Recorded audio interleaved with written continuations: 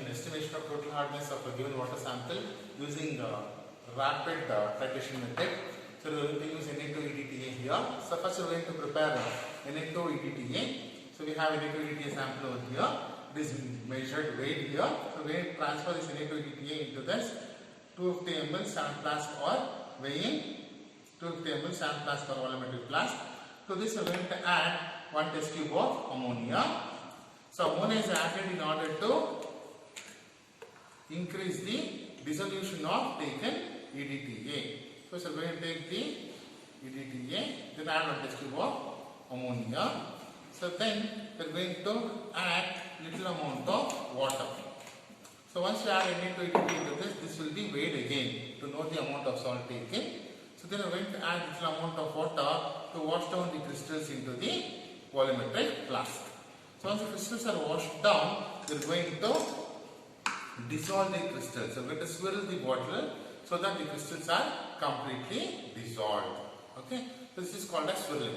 Once the crystals are completely dissolved, we are going to add this distilled water up to the mark here and make up the solution up to the mark. So we are going to dissolve the crystals completely by swirling until the crystals are dissolved. So you can see the crystals are completely dissolved. So now we are going to add water up to the mark. Okay. So we added the water up to the mark over here. So once the water is added, we are going to shake it until we get uniform concentration. This is how we are going to shake it and release the pressure. Okay, again we are going to shake it, okay, and release the pressure. While shaking, it may leak. So even after leaking, the solution level has come down, we are not going to add any extra water. So water sand solution is prepared. We are going to transfer this into the 50 ml burette. Once it is transferred, we are going to pipette out 25 ml of the hard water sample. We are going to add quarter test tube of buffer and titrate. Pipette out 25 ml of hard water sample from the pipette. Okay, so we are going to add quarter test tube of buffer. So buffer is added in order to maintain pH. Okay, so we are going to add electron black indicator. So pinch of electron black indicator is added. We are going to add electron black indicator, pinch of it. Okay.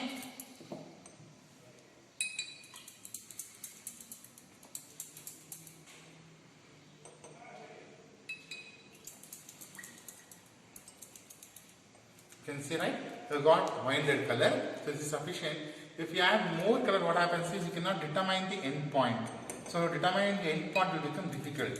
That's the reason we are going to add less indicator. So once you get this color, it is sufficient. So before adding, just see whether it is 0 or not. Okay, it should be 0. It's exactly 0. So I'm going to titrate it until we get light blue in color.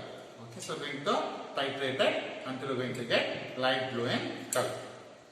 So add dropwise initially. So initially what happens when we add Na2-EDTA, we get blue color in the middle and it disappears very soon. So near the end point, the blue color appears and it takes time to disappear. When it takes time to disappear, add dropwise. So you are supposed to control the knob in left hand. You are supposed to shake in, hold the conical flask and shake in right hand.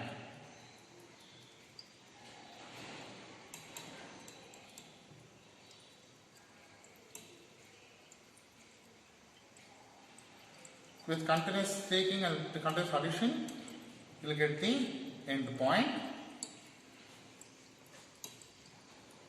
So you got, so this is light blue color, this is the end point.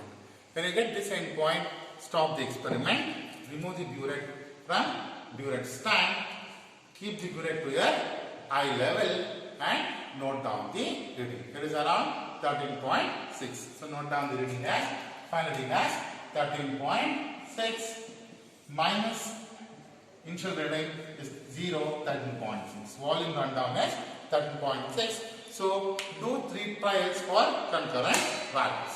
Okay. So we have got the completed titration. We got the end point as 13.1 ml. The concurrent values was 13.1 and 13.0. So the concurrent value was 13.1. So the 1000 centimeter cube of 1 molar EDTA contains 100 grams of calcium carbonate. So for x 10 centimeter cube means the volume of Na2EDTA rundown. The volume of Na2EDTA rundown was 13.1. So 13.1 centimeter cube or the molarity of EDTA was found to be 0.020 molar. So contains how much amount of calcium carbonate? So just cross multiply for 1 liter is 13.1 into 0.020 into 100 divided by 1000. So whatever we get here, it is per dash A.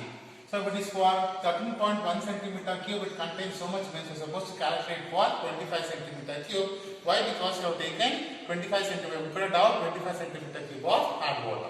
So then for 25 centimeter cube how much? So A into 10 to the power 6 divided by 25. So when you substitute here, it is 1048 ppm of calcium carbonate. So it is taken and it is measured in terms of calcium carbonate because it is easy, because the molecular weight of calcium carbonate is 100. Therefore, it is expressed in calcium carbonate so that it will be easy for calculation. Therefore, the total hardness is measured in terms of calcium carbonate and not nothing else. Okay, thank you.